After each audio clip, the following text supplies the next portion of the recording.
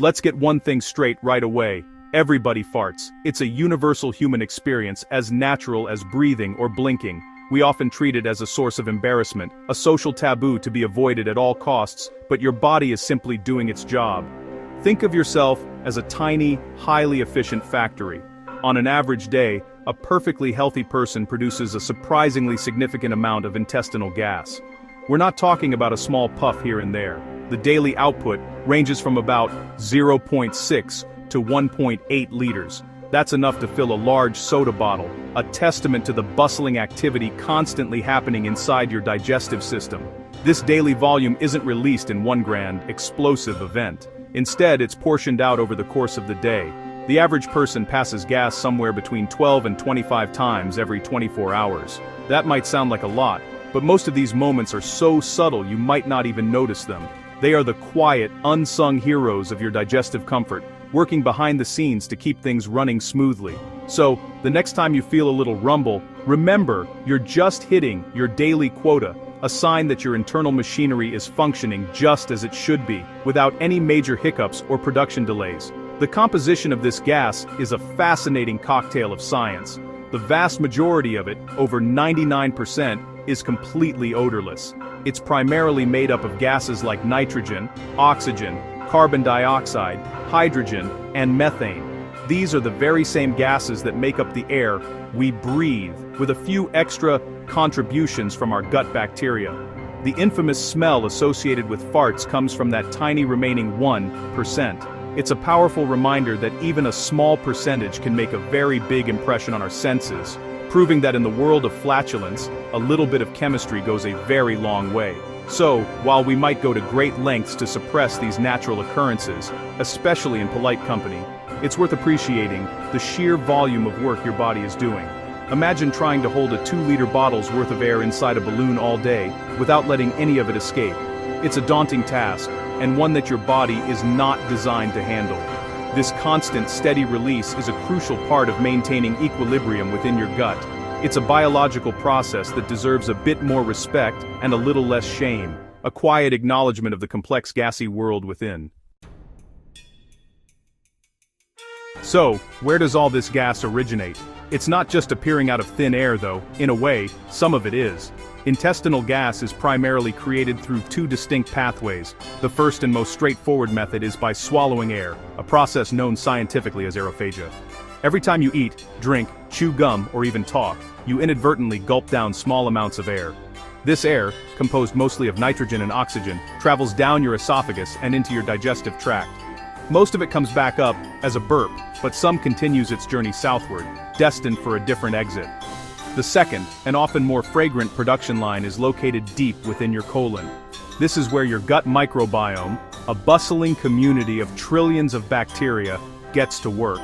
These microscopic helpers play a crucial role in breaking down food that your small intestine couldn't handle, as they feast on undigested carbohydrates, fibers, and sugars. They produce gas as a byproduct through fermentation. This is primarily where gases like hydrogen, methane, and carbon dioxide are born. It's a beautiful, symbiotic relationship. You feed the bacteria, and they help you digest your food, creating a bit of wind in the process. The smell, the part we all dread, is also a product of these hard-working bacteria. Certain foods are rich in sulfur-containing compounds. When your gut bacteria get their hands on these, they produce volatile sulfur compounds like hydrogen sulfide, which has a distinct rotten egg aroma. Foods notorious for this effect include cruciferous vegetables like broccoli, cauliflower, and cabbage, as well as beans, onions, and dairy products. It's not that these foods are bad for you, quite the opposite, but their chemical makeup provides the perfect ingredients for a more pungent flatulence experience, turning your gut into a veritable scent laboratory. Therefore, the gas you pass is a unique blend from these two sources. It's a mix of the air you swallowed hours ago and the gaseous byproducts of your gut bacteria's most recent meal. The balance between the two can depend on your eating habits, your diet, and the specific composition of your personal microbiome. Understanding this dual origin story helps demystify the process. It's not a sign of illness or poor hygiene, it's simply a result of air and bacteria, doing what they naturally do inside the complex and fascinating tube that is your alimentary canal. We've all been there. A quiet meeting, a first date, a crowded elevator. Suddenly, you feel that familiar pressure building, and a critical decision must be made. Do you risk social suicide, or do you hold it in? When you choose the latter, you are engaging in a surprisingly complex muscular maneuver. You consciously tighten your external anal sphincter, a voluntary muscle that acts like a gatekeeper. This powerful clampdown prevents the gas from escaping, effectively trapping it within your colon. It's a battle of wills, pitting social grace against biological imperative in a tense standoff. This internal pressure doesn't just vanish into thin air. By refusing the gas its natural exit, you force it to find somewhere else to go. The pressure begins to build up within your digestive system, causing the walls of your intestines to stretch. This is what leads to the immediate and uncomfortable side effects that many of us have experienced. You might feel a sharp, cramping pain as the trapped gas pushes against your insides. This can be accompanied by bloating, a feeling of fullness and distension in your abdomen, as your gut literally inflates like a balloon. The discomfort doesn't necessarily stop in your lower abdomen. The increased pressure can have a domino effect, pushing upwards through your digestive tract. This can lead to other unpleasant symptoms like indigestion or even heartburn, as the pressure can interfere with the normal mechanics of your stomach and esophagus. Essentially, by creating a blockage at one end of the system, you can cause a traffic jam that affects the entire highway. Your body is trying to relieve pressure, and by preventing it from doing so, you are simply displacing the problem and creating new ones further up the line.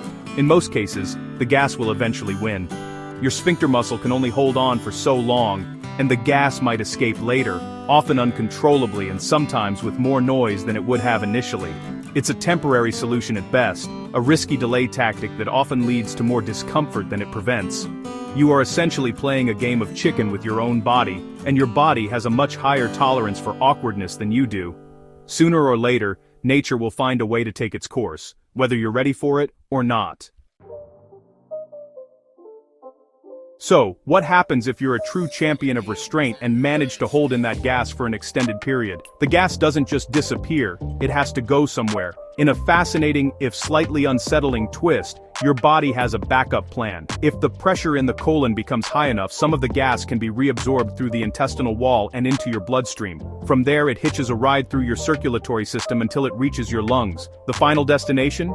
It gets expelled from your body when you exhale. Yes, you can literally end up breathing your farts. While the occasional bout of holding it in is unlikely to cause serious harm, making a habit of it could potentially contribute to more significant health issues. One such concern is the development of diverticulitis. This condition involves the formation of small, bulging pouches, known as diverticula, in the lining of your digestive system, typically in the colon. It's thought that chronically increased pressure within the colon, such as that caused by regularly holding in gas, may contribute to the formation of these pouches. If they become inflamed or infected, it can lead to severe pain, fever, and rectal bleeding. In extremely rare and severe circumstances, typically involving patients who are already very ill or have a significant blockage in their colon, holding in gas can have catastrophic consequences. If there is an obstruction preventing both gas and stool from passing, the colon can continue to expand under the immense pressure. This is a condition known as toxic megacolon. If the pressure is not relieved, there is a risk that the colon could expand to the point of rupture, a life-threatening medical emergency that requires immediate surgical intervention. This is, however, an exceptionally unlikely outcome for a healthy individual. Ultimately, your body knows what it's doing. Passing gas is a normal, healthy, and necessary bodily function that serves to relieve pressure and maintain digestive comfort. While social situations can make it awkward, the consequences of regularly suppressing this natural process range from immediate discomfort to potential long-term health risks. The best advice is simple. When you feel the need, find a discrete moment and let it go. Your digestive system, and likely the people around you in the long run, will thank you for it. It's a small act of self-care for your internal world.